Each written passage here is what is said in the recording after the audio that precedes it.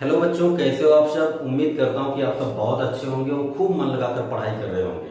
तो आज की इस क्लास में हम लोग शुरू करेंगे अपना पहला चैप्टर, जिसका नाम है वास्तविक संख्याएं, जिसे हम लोग रियल नंबर्स कहते हैं। तो चलिए आज की क्लास शुरू करते हैं। तो प्यारे बच्चों, जैसा कि हमारे चैप्टर का नाम है वास्तविक संख्याएं, तो सबसे पहले हम लोग ये जानेंगे कि संख्याएं कितने प्रकार की होती है ना। तो सबसे पहले ये जानेंगे हम लोग कि संख्याएं कितने प्रकार की होती हैं। संख्याओं को हम लोग अंग्रेजी में क्या बोलते हैं? नंबर्स बोलते हैं, है ना। अब देखो, अगर संख्याओं की बात करें तो संख्याएं मुख्यतः दो ही प्रकार की होती हैं। पहले प्रकार की संख्याओं वास्तविक संख्याएं,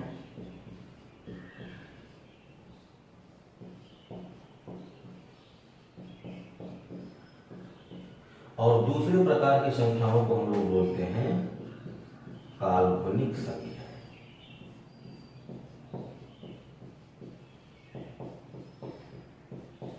इन्हें हम लोग अंग्रेजी में बोलते हैं इमेजिनरी नंबर्स,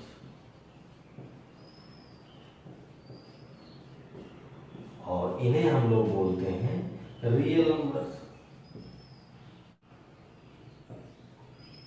है ना। अब अगर काल्पनिक संख्याओं की बात करें तो काल्पनिक संख्याएं हम लोग कक्षा 11 में पढ़ेंगे, कक्षा 10 में हमें नहीं पढ़ना है। तो ये हमारे सिलेबस में नहीं है, तो इसके बारे में हमें बात करने की जरूरत ही नहीं है ना। हम लोग बात किसी करेंगे वास्तविक संख्याओं की, और हमारे चैप्टर का नाम भी क्या है? वास्तविक संख्याएं। तो इसी के बारे में हमें पढ़ना है। तो अब हम लोग ये जानेंगे कि वास्तविक संख्याएं कितने प्रकार की होती हैं, मतलब वास्तविक संख्याओं में कौन कौन संख्याएं आती हैं, है ना। तो देखो, वास्तविक संख्याओं में सबसे पहले प्रकार की संख्याएं जो आती हैं उन्हें हम लोग बोलते हैं प्राकृत संख्याएं या प्राकृतिक संख्याएं, और इनके बारे में हम लोगों ने पिछली कक्षा में पढ़ा था, है ना। तो एक तरीके से हम लोग क्या कर रहे हैं? रिवीजन कर रहे हैं, ताकि हमें अगर कुछ भूला हो तो वो याद हो जाए, है ना। प्राकृतिक संख्याओं को हम लोग अंग्रेजी में क्या बोलते हैं? नेचुरल नंबर्स बोलते हैं। क्या बोलते हैं? Natural numbers. प्राकृतिक संख्याएं किसे कहते हैं?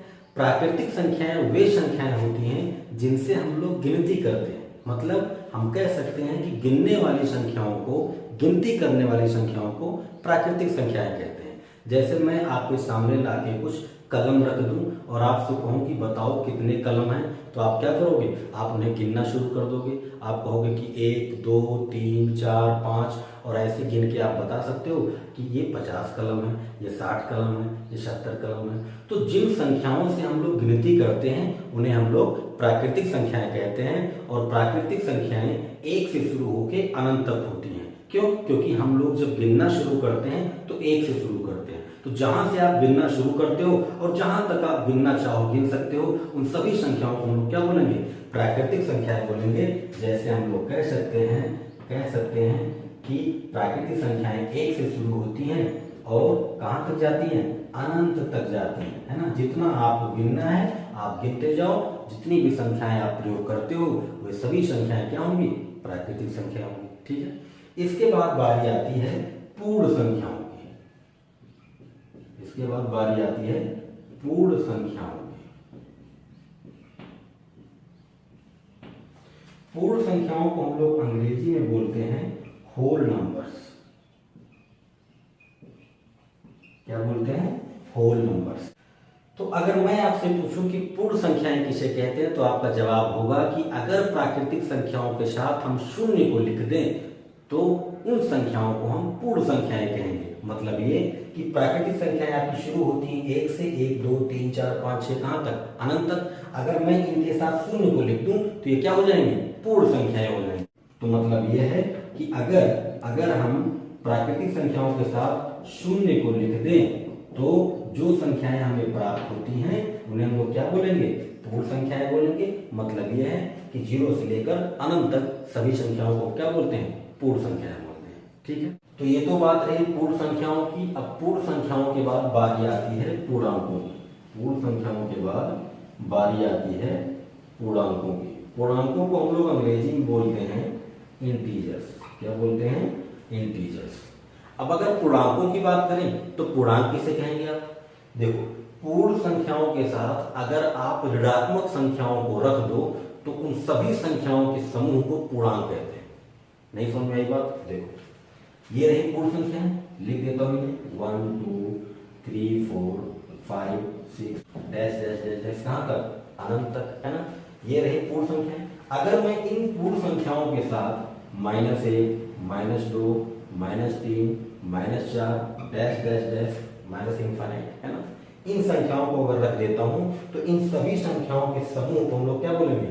पूर्णांक बोलेंगे। ठीक है, कहने का कुल मतलब यह है कि पूर्णांक में जीरो भी होता है, धनात्मक संख्याएं भी होती हैं, ऋणात्मक संख्याएं भी होती हैं।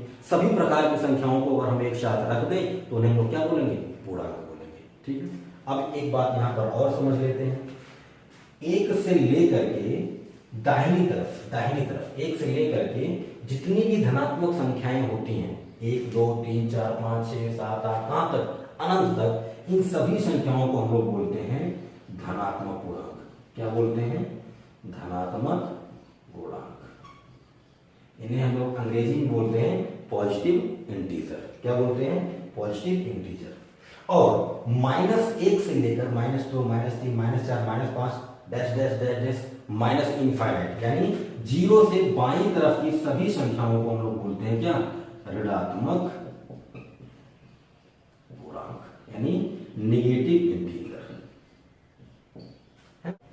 एक बार फिर से बोल दूं, एक से लेकर दाहिनी तरफ जितनी भी संख्याएं होती हैं उन सभी को हम लोग धनात्मक पूर्णांक कहते हैं। मतलब धनात्मक संख्याओं को हम लोग धनात्मक पूर्णांक कहेंगे। और -1 से लेकर बाईं तरफ जितनी भी संख्याएं होती हैं माइनस इनफाइनाइट तक, उन सभी संख्याओं को हम लोग क्या बोलेंगे? ऋणात्मक पूर्णांक, यानी नेगेटिव इंटीजर, है ना। तो ये रही बात पूर्णांकों की। अब इनके बाद बारी आती है, यहाँ नीचे जगह नहीं है, यहाँ लिखता हूं, इनके बाद बारी आती है परिमेय संख्याएं। इन्हें हम लोग अंग्रेजी में कहते हैं रेशनल नंबर। Rational number. परिमेय संख्याएं किसे कहते हैं? परिमेय संख्याएं वे संख्याएं होती हैं जिन्हें हम अंश बटा हर के रूप में लिख सके, मतलब जिन्हें हम भिन्न के रूप में लिख सके, मतलब जिन्हें हम p बटा q के रूप में लिख सके, उन्हें हम क्या बोलते हैं? परिमेय संख्याएं बोलते हैं। यहां पर एक शर्त यह है कि q 0 नहीं हो सकता, मतलब जो नीचे आपने डिनोमिनेटर लिखा है, जो हर लिखा है q, ये शून्य नहीं हो सकता। क्यों नहीं हो सकता? अगर आपने q का मान 0 रख दिया तो बताओ, किसी भी संख्या में जब आप शून्य से भाग करोगे, किसी भी संख्या में जब आप शून्य से भाग करोगे तो क्या देगा? वो आपको इनफाइनाइट देगा। किसी भी संख्या के बटे में अगर 0 है तो उसका मान क्या आता है? अनंत आता है। इसीलिए q का मान शून्य नहीं हो सकता। आई बात समझ में? तो जिन संख्याओं को आप p बटा q के रूप में लिख सकें, उन सभी संख्याओं को आप क्या बोलोगे? परिमेय संख्याएं बोलोगे। जैसे जैसे जैसे 1/2, 4/5, -8/3। फिर आपने कहा कि 100/150, जिन्हें हम p बटा q के रूप में लिख सके, उन सभी संख्याओं को हम क्या बोलेंगे? परिमेय संख्याएं बोलेंगे। परिमेय संख्याओं में आपका आता है 5, 7, -3, -2, ये सभी परिमेय संख्याएं हैं। अब आप बोलोगे कि ये कहाँ p बटा q के रूप में है? तो भैया बटे में 1 लिख दो, क्या फर्क पड़ता है? p बटा q के रूप में हो गई, है ना। बटे में 1 लिख दो, बटे में 1 लिख दो, बटे में 1 लिख दो, ये सभी p बटा q के रूप में हो गई, है ना। तो इन सभी संख्याओं को हम क्या बोलेंगे?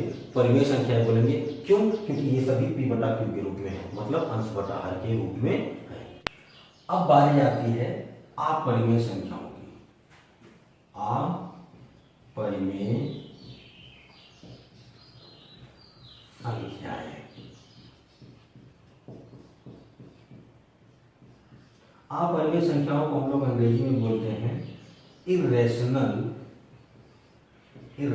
नंबर, है ना। अपरिमेय संख्याओं की बात करें तो अपरिमेय संख्याएं वे संख्याएं होती हैं जिन्हें हम p बटा q के रूप में नहीं लिख सकते, मतलब जिन्हें हम अंश बटा हर के रूप में ना लिख सकें, उन संख्याओं को हम लोग बोलते हैं अपरिमेय संख्याएं। जैसे √2, है ना, √3, √7, ये सभी क्या है? अपरिमेय संख्याएं हैं। क्यों? क्योंकि इन्हें हम अंश बटा हर के रूप में नहीं लिख सकते, है ना। पाई, है ना, पाई भी क्या है, अपरिमेय संख्या है ना। तो ये सभी संख्याएं क्या होती हैं, अपरिमेय संख्याएं होती हैं। क्यों? क्योंकि हम इन्हें अंश बटा हर के रूप में नहीं लिख सकते, है ना। यहाँ पर एक बात और आपको समझना है, यहाँ पर मैंने पाई लिखा है, यहाँ पर पाई का कौन सा मान लिया मैंने, 3.14 वाला लिया, है ना। अगर मैं पाई का मान 22/7 लिखता, पाई का मान 22/7 लिखता तो वो तो अंश बटा हर के रूप में आ जाता है ना। तो 22/7 तो परिमेय संख्या है, लेकिन पाई की अगर मैं बात करूँगा, कहीं आपको पाई लिखा मिल जाए तो वो अपरिमेय संख्या है, ठीक है। तो इस बात को आपको ध्यान में रखना है कि 22/7 तो परिमेय संख्या होती है, लेकिन पाई अपरिमेय संख्या है ना। तो ये रही बात वास्तविक संख्याओं की। एक बार फिर से क्विक रिवीजन कर लेते हैं। सबसे पहले हम लोगों ने बात किया प्राकृतिक संख्याओं के बारे में। प्राकृतिक संख्याएं वे संख्याएं होती हैं जिनसे हम लोग गिनती करते हैं, जैसे 1 2 3 4 5 6 अनंत तक, है ना। इन सभी संख्याओं को हम लोग क्या बोलते हैं, प्राकृतिक संख्याएं बोलते हैं। फिर बात आई पूर्ण संख्याओं की। अगर हम प्राकृतिक संख्याओं के साथ शून्य को लिख दें तो उन सभी संख्याओं को हम लोग क्या बोलते हैं, पूर्ण संख्याएं बोलते हैं। फिर उसके बाद बारी आई पूर्णांकों की। पूर्णांक किसे कहेंगे, अगर हम पूर्ण संख्याओं के साथ ऋणात्मक संख्याओं को लिख दें तो उन सभी संख्याओं के समूह को हम लोग पूर्णांक कहते हैं। 0 से दाईं तरफ यानी 1 से लेकर दाहिनी तरफ जितनी भी धनात्मक संख्याएं होती हैं उन्हें हम लोग धनात्मक पूर्णांक कहते हैं, और 0 से बाईं तरफ जितनी भी ऋणात्मक संख्याएं होती हैं उन्हें हम लोग ऋणात्मक पूर्णांक कहते हैं। इसके बाद बारी आई परिमेय संख्याओं की। परिमेय संख्याएं वे संख्याएं होती हैं जिन्हें हम p बटा q के रूप में लिख सकते हैं। यहाँ पर एक शर्त होती है कि q कभी भी शून्य नहीं हो सकता। हाँ, p शून्य हो जाए कोई फर्क नहीं पड़ता, लेकिन q शून्य नहीं हो सकता, क्योंकि अगर q शून्य हो गया तो किसी भी संख्या में जब आप शून्य से भाग करोगे तो आपको अनंत मिलेगा। इसलिए इसने कहा कि q कभी 0 नहीं हो सकता। इसके बाद बारी आई अपरिमेय संख्याओं की। अपरिमेय संख्याएं वे संख्याएं होती हैं जिन्हें हम p बटा q के रूप में नहीं लिख सकते, जैसे √2 √3 √7, है ना, पाई। यहाँ पर आपको एक बात और ध्यान में रखनी है कि अगर मैं √2 के बजाय √4 लिख दूं तो ये क्या हो जाएगा, +-2 हो जाएगा, +-2 हो जाएगा। और +-2 एक परिमेय संख्या होती है, मतलब इसे आप बटे 1 लिख सकते हो। और अगर ये p बटा q के रूप में आ गया तो इसे आप क्या बोलोगे, परिमेय संख्या बोलोगे। तो एक बात यहाँ पर और आपको समझनी है कि अगर अंडर रूट के अंदर कोई ऐसी संख्या लिखी है जिसका वर्गमूल आपको पता है तो वो परिमेय संख्या हो जाएगी, अपरिमेय संख्या नहीं होगी। जैसे यहाँ पर 3 के बजाय 9 लिखा होता तो 9 का वर्गमूल 3 आता, 3 बटा 1 लिख सकते हो आप, तो वो p बटा q के रूप में हो जाएगा और उसे आप क्या बोलोगे, परिमेय संख्या बोलोगे। ऐसे अगर मैं 7 की जगह पर 16 लिख दूं तो 16 का वर्गमूल 4 होता है, 4 बटा 1 लिख सकते हो, मतलब वो परिमेय संख्या हो गई। तो अगर रूट के अंदर, अंडर रूट के अंदर कोई ऐसी संख्या लिखी है जिसका आपको वर्गमूल पता है तो वो संख्या परिमेय संख्या होती है ना। तो इसमें हम लोग लिख सकते हैं कि परिमेय संख्या में √4 भी आता है, √25 आता है, ऐसी सभी संख्याएं आती हैं जिनका आपको वर्गमूल पता है ना। तो ये रही बात वास्तविक संख्याओं की कि वास्तविक संख्याएं कितने प्रकार की होती हैं और उनमें कौन कौन सी संख्याएं आती हैं, है ना। अब हम लोग एक लाइन में वास्तविक संख्याओं की परिभाषा बोलेंगे, और वो परिभाषा क्या होगी, वो परिभाषा ये होगी कि परिमेय तथा अपरिमेय, परिमेय तथा अपरिमेय संख्याओं के समूह को वास्तविक संख्याएं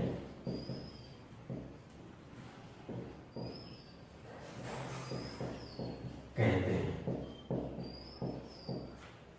परिमेय तथा अपरिमेय संख्याओं के समूह को वास्तविक संख्याएं कहते हैं। अब यहां पर एक बात और समझ लेते हैं कि वास्तविक संख्याओं की परिभाषा में तो हम लोगों ने अपरिमेय और परिमेय की बात की है भाई, ना तो प्राकृतिक की बात की, ना ही पूर्ण की बात की, ना ही पूर्णांक की बात की, हम लोगों ने सीधा परिमेय और अपरिमेय की बात की है ना। तो ये सभी कहाँ गए, है ना। तो यहाँ पर हम लोग समझ सकते हैं कि प्राकृतिक संख्याएं जो होती है ना वो परिमेय संख्याएं होती है। क्यों? क्योंकि आप 1 2 3 4 5 6 7 इन सभी को आप p बटा q के रूप में लिख सकते हो भाई। इनके बटा 1 लिख दो, इसके बटा 1 लिख दो, इसके बटा 1 लिख दो, इसके बटा 1 लिख दो। किसी भी संख्या के बटे में अगर आपने 4 लिखा, जैसे ये 4 है, अगर मैं बटे में 1 लिख दूं तो इसका मान क्या रहेगा, 4 ही रहेगा, है ना। इसके मान पे कोई फर्क पड़ेगा नहीं, लेकिन ये क्या हो गया, p बटे q के रूप में हो गया, तो ये परिमेय संख्या हो गया। तो प्राकृतिक संख्याएं जो होती है ना वो परिमेय संख्याएं होती है। क्यों? क्योंकि आप सभी संख्याओं को क्या कर सकते हो, p बटा q के रूप में लिख सकते हो। फिर पूर्ण संख्याओं की बात करें तो यस, ये सभी परिमेय संख्या है। क्यों? क्योंकि इन्हें भी आप p बटा q के रूप में लिख सकते हो। अगर पूर्णांकों की बात करें तो इन्हें भी आप p बटा q के रूप में लिख सकते हो। तो प्राकृतिक संख्याएं, पूर्ण संख्याएं, पूर्णांक, ये सभी के सभी किसमें आती हैं? परिमेय संख्याओं में आती है। इसीलिए उसने कहा है कि परिमेय और अपरिमेय संख्याओं के समूह को वास्तविक संख्याएं कहते हैं। क्योंकि प्राकृतिक संख्याएं, पूर्ण संख्याएं, पूर्णांक, ये सभी के सभी किसमें आती हैं? परिमेय संख्याओं में आती है ना। तो इन सभी को आप परिमेय संख्या कह सकते हैं। और अपरिमेय संख्याएं वे संख्याएं होती हैं जिन्हें आप p बटा q के रूप में नहीं लिख सकते, है ना। यहाँ पर एक बात और समझ लेते हैं कि जब हम लोग पूर्णांक के बारे में बात कर रहे थे तो वहां पर मैंने आपसे कहा कि 0 से यानी 0 से दाहिनी तरफ सभी धनात्मक संख्याओं को हम लोग धनात्मक पूर्णांक बोलते हैं। अब आप ध्यान से देखो, यहां से लेकर यहां तक और यहां से लेकर यहां तक, मतलब क्या है? 1 2 3 4 5 6 7 8, 1 2 3 4 5 6 7 8। तो क्या हम कह सकते हैं कि जो धनात्मक पूर्णांक हैं वो प्राकृतिक संख्या है? S। अगर कहीं आपसे कहा जाए धनात्मक पूर्णांक तो आप समझ लीजिएगा कि प्राकृतिक संख्याओं की बात हो रही है। तो ये रही बात वास्तविक संख्याओं की, जिसमें हम लोगों ने प्राकृतिक संख्याएं, पूर्ण संख्याएं, पूर्णांक, परिमेय और अपरिमेय संख्याओं को समझा। तो अब हम लोग बात करेंगे यूक्लिड विभाजन परिमेयिका के बारे में, जिसे हम लोग यूक्लिड डिवीजन लेम्मा कहते हैं। परिमेयिका की अंग्रेजी लेम्मा होती है, आप परिमेयिका को अंग्रेजी में थ्योरम भी कह सकते हैं, है ना। तो यूक्लिड विभाजन परिमेयिका को समझें इससे पहले हम लोग परिमेयिका शब्द का मतलब समझ लेते हैं कि परिमेयिका शब्द का मतलब क्या है। कोई ऐसा सिद्ध कथन जिसके द्वारा किसी अन्य कथन को सिद्ध किया जाए उसे हम लोग परिमेयिका कहते हैं। सिद्ध कथन का मतलब समझ रहे हैं आप? जैसे हम लोगों को ये पता है कि सूरज पूरब में उगता है और पश्चिम में डूबता है, ये कथन सिद्ध है, ये सभी लोग जानते हैं, है ना। अब अगर हम कहीं पर किसी स्थान पर गए हुए हैं और हमें दिशा का ज्ञान नहीं है तो हम लोग क्या करते हैं? हम लोग इस सिद्ध कथन का उपयोग करके ये पता करते हैं कि कौन सी दिशा उत्तर है, कौन सी दिशा दक्षिण है। तो किसी अगर सिद्ध कथन का आप उपयोग करके किसी और कथन की पुष्टि करते हैं, किसी और कथन को सिद्ध करते हैं, तो उस सिद्ध कथन को हम लोग क्या बोलते हैं? परिमेयिका बोलते हैं। बात आई समझ में? अगर हम मैथमेटिक्स में चलें, गणित में बात करें, तो हमें पता है कि त्रिभुज में 3 भुजाएं होती हैं, 3 कोण होते हैं, और हमें यह भी पता है कि त्रिभुज के अंतःकोणों का योगफल 180 अंश होता है। हम लोग इस सिद्ध कथन का उपयोग करके त्रिभुज के बहुत सारे प्रश्नों को हल करते हैं, है ना। तो हम उसे बोल सकते हैं कि परिमेयिका, है ना। और बहुत सारे थ्योरम हम लोग पढ़ते भी हैं, हम लोग त्रिभुज में पढ़ेंगे भी, प्रमेय पढ़ते हैं, निर्णय पढ़ते हैं। इसका क्या मतलब है? वो एक तरीके से सिद्ध कथन होते हैं जिसका उपयोग हम लोग क्वेश्चन सॉल्व करने में करते हैं, ठीक है। तो परिमेयिका का मतलब होता है कि कोई ऐसा सिद्ध कथन जिसके द्वारा कोई अन्य कथन सिद्ध किया जा सके, उसे हम लोग क्या बोलेंगे? परिमेयिका बोलेंगे, ठीक है। अब हम लोग यूक्लिड विभाजन परिमेयिका को समझते हैं कि आखिर ये है क्या। देखो, यूक्लिड विभाजन परिमेयिका को समझने से पहले हम लोग कुछ चिन्हों की बात करेंगे। सबसे पहला चिन्ह हमारा आता है ग्रेटर देन का। इसे हम लोग ग्रेटर देन बोलते हैं अंग्रेजी में, यानी हिंदी में बोलते हैं कि बड़ा है ना। फिर उसके बाद बारी आती है लेस देन की, इसे हम लोग छोटा है बोलते हैं, है ना। अगर आपको कहीं ऐसे लिखा मिल जाए तो इसका मतलब होता है greater than or equal to, यानी बड़ा या बराबर, है ना, बड़ा या बराबर। और अगर आपको कहीं ऐसा मिल जाता है तो इसे हम लोग कहते हैं छोटा या बराबर। मतलब ये है कि अगर आपको कोई ऐसा चिन्ह दिया जाए, है ना, जिसकी नोक दाहिनी तरफ हो, जिसकी नोक दाहिनी तरफ हो, तो उसे हम लोग बोलेंगे ग्रेटर देन, और जिसकी नोक बाईं तरफ हो उसको हम लोग बोलेंगे क्या? लेस देन, ठीक है। तो ये चिन्ह आपको याद रखने हैं क्योंकि हमें आवश्यकता पड़ेगी, ठीक है। अब देखो, अब यूक्लिड विभाजन परिमेयिका को हम लोग समझते हैं, है ना। अब मैंने कहा कि मेरे पास 2 संख्याएं हैं, एक 38 है और एक 5 है ना। अब अगर मैं आपसे पूछूं कि इन दोनों संख्याओं में बड़ा कौन है, तो आपका जवाब होगा कि 38 बड़ा है, 5 छोटा है। तो मैं इसे ऐसा भी लिख सकता हूँ। इसका क्या मतलब है? इसका मतलब है कि 38 इज ग्रेटर देन 5, यानी 38 जो है 5 से बड़ा है, ठीक है। अब देखो, आप बात किसकी कर रहे हो? यूक्लिड विभाजन परिमेयिका की बात कर रहे हो। तो अगर आपको यूक्लिड विभाजन परिमेयिका समझना है तो 2 संख्याएं आपको लेनी पड़ेंगी, एक बड़ी होनी चाहिए, एक छोटी होनी चाहिए। फिर उसके बाद आप क्या करोगे? आप बड़ी संख्या में छोटी संख्या से भाग कर दो। भाग करके 38 में आप 5 से भाग कर रहे हो, तो 5 का पहाड़ आप कितनी बार पढ़ोगे? 7 बार पढ़ोगे ना। तो कितना आएगा? 35। रिजल्ट कितना आया? 3 आया। बात समझ में आ रही है? इसे हम लोग बोलते क्या है? इसे हम लोग बोलते हैं भाजक। इसको क्या बोलते हैं? भाजक। अंग्रेजी में बोलते हैं डिवीजन। अंग्रेजी में डिवीजन बोलते हैं। इसको हम लोग कहते हैं डिवाइडेंड। क्या बोलते हैं? डिवाइडेंड। कोई लोग डिवाइडेंड बोलते हैं, कोई लोग डिविडेंड बोलते हैं ना, आप जैसा बोल सके वैसा बोले। हिंदी में इसको बोलते हैं हम लोग भाज्य। ठीक है, ये होता है आपका कोशिएंट। इसे हम लोग हिंदी में बोलते हैं भागफल। और ये होता है आपका शेषफल, जिसे हम लोग अंग्रेजी में बोलते हैं रिमाइंडर। ठीक है, अब मैं इनके बारे में आपको क्यों बता रहा हूं? इनके बारे में आपको क्यों बता रहा हूं? आपको इसलिए बता रहा हूं क्योंकि मैं यूक्लिड विभाजन परिमेयिका को समझाना चाहता हूं कि यूक्लिड विभाजन परिमेयिका आखिर कहना क्या चाहता है ना। जब भी आप किसी संख्या में भाग करते हो, जब भी आप किसी संख्या में भाग करते हो, तो या तो शेषफल शून्य आ जाता है या तो कोई संख्या आती है, और जो भी संख्या मिलती है आपको ना, वो भाजक से छोटी रहती है हमेशा। अगर ये 3 के बजाय 7 होता तो 5 से एक बार और भाग करते हैं लोग, करते ना। लेकिन ये 3 चूंकि क्या हो गया, 5 से छोटा हो गया, मतलब शेषफल जो आपका है वो भाजक से छोटा हो गया, इसलिए आप आगे आप भाग नहीं करते। तो यहां से एक निष्कर्ष निकल के ये आता है कि जो आपका शेषफल है वो या तो शून्य हो सकता है या तो शून्य से बड़ा हो सकता है, लेकिन भाजक से छोटा रहेगा। तो ये सब लोग ऐसा ले सकते हैं।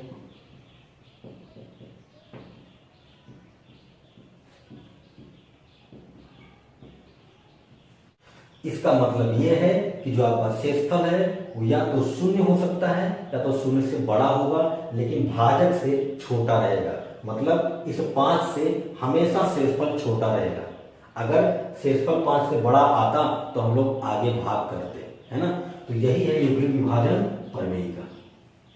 यही है यूक्लिड विभाजन परिमेयिका, जो हमें बताती है कि अगर आप किसी संख्या में किसी संख्या से भाग करते हो तो शेषफल या तो शून्य आ सकता है या तो शून्य से बड़ा आ सकता है, लेकिन भाजक से हमेशा छोटा रहेगा। ठीक है, अब सुनो, ये तो बात समझ में आ गई आपको।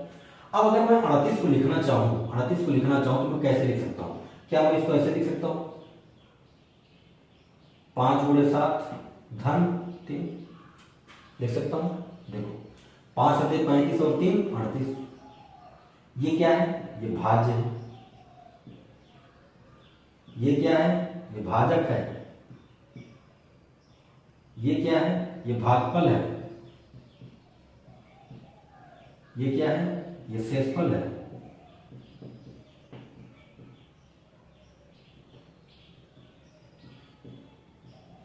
मतलब भाज्य बराबर भाजक गुणे भागफल धन शेषफल। इसके बारे में तो हम लोग जानते ही हैं ना। तो हम लोग इसे ऐसा भी लिख सकते हैं कि भाज्य बराबर भाजक गुणे भागफल धन शेषफल, है ना।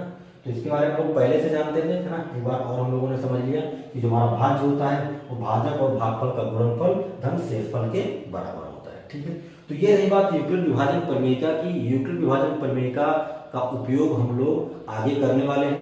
और यूक्लिड विभाजन परिमेयिका हमें ये बताती है कि अगर आप किसी संख्या में किसी संख्या से भाग करते हो तो शेषफल या तो शून्य आ जाएगा या तो शून्य से बड़ा होगा, लेकिन भाजक से कभी भी बड़ा नहीं हो सकता। अगर भाजक से बड़ा आया तो फिर हम लोग भाग कर देते हैं, है ना। इसलिए शेषफल कभी भी भाजक से बड़ा नहीं होगा। ठीक है, तो अब बात करते हैं हम लोग यूक्लिड विभाजन एल्गोरिथम की, है ना। यूक्लिड विभाजन एल्गोरिथम के बारे में बात करने से पहले हम लोग एल्गोरिथम का मतलब समझ लेते हैं कि एल्गोरिथम का मतलब क्या होता है। एल्गोरिथम का मतलब होता है कि एक विशेष प्रकार की श्रृंखला जिसमें कई चरण होते हैं, कई स्टेप होते हैं, जिनका उपयोग हम किसी समस्या को हल करने में करते हैं, है ना। मतलब ये है कि जब भी आप कोई क्वेश्चन सॉल्व करते हो तो स्टेप बाय स्टेप सॉल्व करते हो। तो उन्हीं स्टेप्स को अगर मैं एक साथ रख दूं, एक चेन बना के रख दूं, एक श्रृंखला बना के रख दूं, तो सब लोग क्या बोलेंगे? एल्गोरिथम बोलेंगे। ठीक है, तो अब हम लोग बात करेंगे यूक्लिड विभाजन एल्गोरिथम की। तो यूक्लिड विभाजन एल्गोरिथम की हमें जरूरत क्यों है? पहला सवाल तो ये है कि हमें इसकी क्या जरूरत है। तो इसकी हमें जरूरत इसलिए है क्योंकि हम इसके द्वारा किन्हीं दो धनात्मक पूर्णांकों का HCF निकालेंगे। क्या करेंगे? HCF, हाईएस्ट कॉमन फैक्टर, जिसे हम लोग महत्तम समापवर्तक कहते हैं, मासापा कहते हैं, है ना। तो हम लोग यूक्लिड विभाजन एल्गोरिथम की सहायता से किन्हीं भी दो धनात्मक पूर्णांकों का क्या करेंगे, महत्तम समापवर्तक निकालेंगे। और महत्तम समापवर्तक हम लोग भाग विधि से निकालेंगे। तो भाग विधि का अगर आप उपयोग कर रहे हैं तो यूक्लिड विभाजन परिमेयिका का भी उपयोग करेंगे। तो कुल मिलाकर कहने का मतलब यह है कि यूक्लिड विभाजन एल्गोरिथम में हम लोग यूक्लिड विभाजन परिमेयिका की सहायता से किन्हीं भी दो संख्याओं का महत्तम समापवर्तक निकालेंगे। ठीक है, अब हम लोग ये समझेंगे कि यूक्लिड विभाजन एल्गोरिथम की सहायता से किन्हीं भी दो संख्याओं का महत्तम समापवर्तक कैसे निकाला जाता है, और अगर आप दो संख्याओं का महत्तम समापवर्तक निकालते हैं तो उन्हें आप लिखेंगे कैसे, है ना। तो मैंने कहा कि यूक्लिड विभाजन एल्गोरिथम में यूक्लिड विभाजन परिमेयिका का हम लोग प्रयोग करेंगे, मतलब भाग विधि का प्रयोग करेंगे। तो इधर मैं भाग विधि से निकालूंगा और इधर मैं यूक्लिड विभाजन एल्गोरिथम की सहायता से उन्हें लिखता चलूंगा। अभी आपको सब समझ में आ जाएगा। तो मैं एक एग्जाम्पल लेता हूं। मैंने कहा कि मेरे पास दो संख्याएं हैं, एक 420 है, एक 130 है। मुझे इन दोनों का HCF यानी महत्तम समापवर्तक निकालना है। तो सबसे पहले मुझे ये चेक करना होगा कि इन दोनों में बड़ा कौन है ना। तो मुझे पता चला कि 420 बड़ा है। ठीक है, अब देखो करेंगे क्या। अब 420 में हम लोग 130 से भाग करेंगे।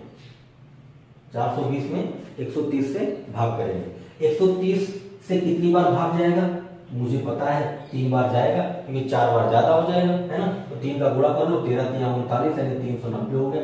अब आपको भाग तो आता होगा, भाग तो आना चाहिए आपको कि भाग कैसे देंगे। ठीक है, कितना बचेगा जी, 30 बच गया, है ना। अब देखो, अब यहाँ पर शेषफल 30 आया। तो अब करेंगे क्या, अब करेंगे ये कि ये जो 30 आया है ना, इस 30 से हम लोग अब इस 130 में भाग करेंगे। बात समझ में आ रही है। जो शेषफल आता है उसी से हम लोग भाजक में भाग कर देते हैं। और ये प्रक्रिया तब तक हम लोग करते रहेंगे जब तक शून्य नहीं आ जाता। ठीक है, तो करो। अब 30 का पहाड़ा पढ़ो, 130 से ज्यादा ना हो, है ना। तो आपको पता है कि 30 का पहाड़ा आप 4 बार पढ़ सकते हैं, क्योंकि 5 बार 150 हो जाएगा, है ना। ये कितना हो गया 120। अब कितना है भैया 10 आ गया। अब ये जो शेषफल आया, इस शेषफल से आप इस वाले भाजक में भाग करो, इसमें नहीं इसमें, है ना। तो देखो कितना हो गया 30, कितनी बार गया 3 बार, और 10 दिया 30, क्या हुआ खत्म हो गया। शेषफल कितना आ गया, शून्य आ गया। जब शेषफल शून्य आ जाएगा तो वहीं हम लोग रुक जाएंगे, हमारा काम कंप्लीट हो गया। तो ये तो हम लोगों ने क्या किया, भाग विधि से महत्तम समापवर्तक निकाला। और क्या पता चला कि जो लास्ट भाजक होता है ना, मतलब जिससे हम लोग आखिरी में भाग किए हैं और शेषफल शून्य आ गया है, वही क्या होता है, HCF होता है। और कह सकते हैं कि अतः 420 और 130 का HCF 10। ठीक है, बात समझ में आई। तो ये तो रही भाग विधि से हम लोगों ने 420 और 130 का क्या किया, महत्तम समापवर्तक निकाल लिया। मतलब इसमें हम लोगों ने यूक्लिड विभाजन परिमेयिका का प्रयोग किया है। ठीक है, कहीं भी अगर आप भाग देते हैं, कहीं भी अगर आप भाग लगाते हैं, तो वहां पर आप यूक्लिड विभाजन परिमेयिका का प्रयोग कर रहे हैं। ठीक है, अब अगर इसे हम लोग यूक्लिड विभाजन एल्गोरिथम की सहायता से लिखना चाहें तो कैसे लिखेंगे। तो सबसे पहले हम लोग कहेंगे क्या कि 420 और 130 का HCF यूक्लिड विभाजन एल्गोरिथम से, है ना। मैं शॉर्ट में लिख रहा हूं, आप इसका मतलब समझ लीजिएगा कि यूक्लिड विभाजन एल्गोरिथम है। ठीक है, अब देखो, अब आप क्या कर रहे हो, आप 420 और 130 का महत्तम समापवर्तक निकाल दो। किसकी मदद से, यूक्लिड विभाजन एल्गोरिथम की मदद से। सबसे पहले आप क्या करोगे, यहाँ पर 420 लिखोगे, 130 से भाग किया था तो 130 हो। कितनी बार भाग गया है, 3 बार गया है, प्लस शेषफल कितना आया था 30 आया था। मतलब ये कि ये है आपका भाज्य, ये है भाजक, ये है भागफल, और ये है क्या शेषफल। ठीक है, अब देखो, अब ये तो पहली लाइन खत्म हो गई। अगर पहली लाइन में ही शेषफल शून्य हो जाता, रिमाइंडर आपका शून्य हो जाता, तो हम लोग आगे काम करते ही नहीं। लेकिन यहाँ पर शेषफल शून्य नहीं हुआ है, इसलिए अब नेक्स्ट स्टेप में बढ़ेंगे।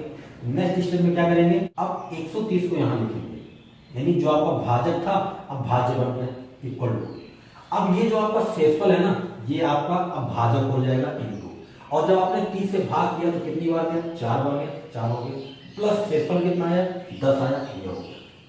बात समझ में आई भाई? पहले स्टेप में जो आपका भाजक था अब भाज्य हो गया, जो शेषफल था वो भाजक हो गया, है ना, और शेषफल कितना आया, 10 आया, ठीक है। ये तो हो गया आपका क्या, सेकेंड स्टेप, और यहाँ भी शेषफल शून्य नहीं हुआ। नेक्स्ट स्टेप में आगे बढ़ेंगे तो जो आपका भाजक हो क्या बन रहा है, भाज्य बन रहा है, तो 30 यहाँ आएगा, शेषफल आपका क्या हो जाएगा, भाजक हो जाएगा। 10 से आपने जब भाग किया तो भागफल कितना आया, 3 आया, यहाँ पर 3 हो गया, प्लस शेषफल कितना आया, 0 आया। और जैसे ही शेषफल 0 आता है आपका एल्गोरिथम कंप्लीट हो गया, यानी यही जो आपका भाजक है, यही जो आपका भाजक है, ये क्या होगा, एचसीएफ होगा। बात समझ में आई? तो हम लोग किन्हीं भी दो संख्याओं का जब एचसीएफ निकालते हैं तो इस तरह से भाग विधि से निकालते हैं, और अगर आप यूक्लिड विभाजन एल्गोरिथम की मदद से निकालते हैं तो आप उन्हें ऐसे लिखते हैं, पहला स्टेप, दूसरा स्टेप, तीसरा स्टेप, है ना। अब जैसे मेरे पास दो संख्याएं हैं, एक 12,576 है और एक 4,052 है। आपसे अगर मैं पूछूं कौन बड़ा है तो आप आराम से बता दोगे कि 12,576 बड़ा है। मुझे करना क्या है, मुझे इन दोनों संख्याओं का एचसीएफ निकालना है, यानी महात्तम सम क्वार्टर निकालना है। तो मैं क्या करूंगा, मैं बड़ी वाली संख्या में छोटी वाली संख्या से भाग करूंगा, 4,052, ठीक है। अब चूंकि संख्याएं बड़ी बड़ी हैं तो आपको पहाड़ा तो आता नहीं होगा, तो आप गुणा कर करके चेक करोगे, है ना। तो 4,052 में अगर मैं 3 का गुणा कर दूं तो कितना हो जाएगा, 3 गुना 6, 3 पचे 15, है ना, और 3 चौक 12, ठीक है, ये हो गया। घटा लेते हैं, 6 में से 6 निकल गया 0, 7 में से 5 निकल गया 2, और 5 में से 1 निकल गया 4, है ना, ये आ गया 420, ठीक है। अब मुझे करना क्या है, अब मुझे भाग करना है 420 से 4,052 में, ठीक है। तो अगर मैं 10 बार ले जाऊंगा तो 42 हो जाएगा, इसका मतलब 9 बार जाएगा, है ना। तो 9 गुना 18 और 9 चौक 36, 137, ठीक है, ये हो गया 2। यहाँ पर आया आपका 15, 15 में से 8 निकल गया, 8 7 15, और यहाँ पर आया 9, 9 में से 7 निकल गया, 2 बचा, ठीक है। अब मुझे 272 से भाग करना है 420 में, ठीक है। बात समझ में आ रही है भाई? यहाँ पर 4,052 से भाग किया, 420 आया, फिर 420 से 4,052 में भाग करेंगे। अब शेषफल 272 है, अब इस 272 से इस 420 में भाग करेंगे। जो भी शेषफल आता है उसी शेषफल से हम लोग भाजक में भाग करते हुए आगे बढ़ते हैं, ठीक है। अब 272 मुझे लग रहा है कि एक ही बार जाएगा, है ना, क्योंकि 2 बार जाने का कोई चांस ही नहीं है। तो 272 कितना बचा, यहाँ पर 8 बचे, तो यहाँ पर बचा 1, यानी 11 में से 7 निकल गया 4, और यहाँ पर बचा 3, 3 से 2 हो गया 1, ठीक है। 148 से मुझे भाग करना है किसमें, 272 में, ठीक है। तो 296 हो जाएगा, एक ही बार जाएगा। 148 कितना बचा भैया, 12 में से 8 निकल गया 4, यहाँ पर बचा 6, 6 में से 4 गया 2, और यहाँ पर कितना आया 1, ठीक है। अब देखो यहाँ से आगे मैं करता हूँ क्योंकि नीचे जगह नहीं है। तो अब मुझे क्या करना है, मुझे 124 से 148 में भाग करना है। तो 124 से मुझे भाग करना है किसमें, 148 में। सिंपल सी बात है, एक ही बार जाएगा, 124 हो गया, कितना बचा भैया, 4 बचा, और यहाँ पर कितना बचा, 2 बचा, ठीक है। अब 24 से मुझे भाग करना है 124 में। 24 का आप पहाड़ा पढ़ोगे, 124 से ज़्यादा ना हो तो मुझे लगता है 5 बार जाएगा, क्योंकि 24 पंची 120 होता है, तो ये हो गया 120, यानी यहाँ पर 4 आया। अब इस 4 से आप भाग करोगे किसमें, 24 में, तो आपको पता है कि 4 का पहाड़ा जब आप 6 बार पढ़ोगे तो 24 आ जाएगा, यहाँ पर हो गया शेषफल 0, ठीक है। तो ये प्रक्रिया यहाँ पर आके खत्म हो गई। जब शेषफल खत्म हो जाएगा तो वहाँ पर हम लोग रुक जाएंगे। बात आई समझ में? सबसे पहले मैंने 4,052 से 12,576 में भाग किया, शेषफल आया 420, 420 से फिर मैंने 4,052 में भाग किया, फिर शेषफल आया 272, इस 272 से 420 में भाग किया, शेषफल आया 148, 148 से 272 में किया, शेषफल आया 124, 124 से 148 में किया, शेषफल 24 आया, 24 से मैंने 124 में भाग किया तो शेषफल आया 4, और 4 से 24 में किया तो शेषफल हो गया 0। यानी जो लास्ट भाजक है हमारा, वही हमारा क्या होगा, एचसीएफ होगा। मतलब 12,576 और 4052 का HCF कितना होगा, 4 होगा। ठीक है, तो ये तो हम लोगों ने भाग विधि से निकाल लिया। अब अगर हम लोग यूक्लिड विभाजन एल्गोरिथम की सहायता से निकालें तो कैसे निकालेंगे, सबसे पहले हम लोग लिखेंगे 12,576। फिर क्या करेंगे, 4052 से हमने भाग किया था, कितनी बार भाग गया था, 3 बार गया था, शेषफल कितना आया था, 420 आया था, लेकिन शेषफल 0 नहीं हुआ। फिर हम लोग 4052 में भाग करेंगे 420 से। जब 420 से भाग किया तो भागफल कितना आया, 9 आया, और शेषफल कितना आया, 272 आया। अभी भी शेषफल 0 नहीं आया है। फिर हम लोग आगे बढ़ेंगे, 420 में अब भाग करेंगे कितने से, 272 से। जब 272 से भाग किया तो भागफल कितना आया, 1 आया, और शेषफल कितना आया, 148 आया। अभी भी शेषफल 0 नहीं आया। फिर आगे लिखेंगे, अब की बार 272 में भाग करेंगे हम लोग किससे, 148 से। कितनी बार गया, 1 बार गया, शेषफल कितना आया, 124 आ गया। अभी भी शेषफल 0 नहीं आया है। अब हम लोग फिर क्या करेंगे, 148 में भाग करेंगे 124 से। 1 बार भाग गया, शेषफल कितना आया, 24 आया। अभी भी 0 नहीं आया है। अब हम लोग 124 में भाग करेंगे किससे, 24 से। कितनी बार गया, 5 बार गया, शेषफल कितना आया, 4 आया। अभी भी शेषफल 0 नहीं आया है। अब हम लोग 24 में भाग करेंगे 4 से, पहाड़ा पढ़ेंगे 4 का 6 बार, हो गया 24, शेषफल हो गया 0S। जहां हमारा शेषफल 0 होगा वही हम इस प्रक्रिया को रोक देंगे, और हमारा जो लास्ट वाला भाजक होगा, मतलब जिससे हमने आखिरी में भाग किया था, वही हमारा HCF हो गया, है ना। तो हम लोग किन्हीं भी दो संख्याओं का महत्तम समापवर्तक यूक्लिड विभाजन एल्गोरिथम की सहायता से निकालेंगे। और जब हम लोग यूक्लिड विभाजन एल्गोरिथम का प्रयोग करेंगे तो उसमें हम लोग यूक्लिड विभाजन प्रमेयिका का भी उपयोग करेंगे, मतलब भाग विधि का उपयोग करेंगे। जहां पर हमें इस बात का ध्यान रखना है कि हम लोग भाग तब तक देते रहेंगे जब तक हम शेषफल 0 नहीं आ जाता। ठीक है, तो ये रही बात यूक्लिड विभाजन एल्गोरिथम की। तो बच्चों इस क्लास में यहीं तक। नेक्स्ट क्लास में हम लोग एक्सरसाइज के क्वेश्चन सॉल्व करेंगे, नहीं प्रश्नावली के क्वेश्चन सॉल्व करेंगे। अगर आपको वीडियो पसंद आया है तो लाइक करो, अपने दोस्तों को शेयर कर दो ताकि वो भी देख सकें, वो भी सीख सकें, वो भी समझ सकें, है ना। और अगर अभी तक आपने चैनल सब्सक्राइब नहीं किया है तो चैनल को सब्सक्राइब करो, जिससे जैसे ही मैं कोई वीडियो अपलोड करूं आपको उसकी सूचना तुरंत मिल जाए, है ना। आज की क्लास में यहीं तक, मिलते हैं नेक्स्ट क्लास में। तब तक के लिए स्वस्थ रहें, मस्त रहें और पढ़ने में व्यस्त रहें।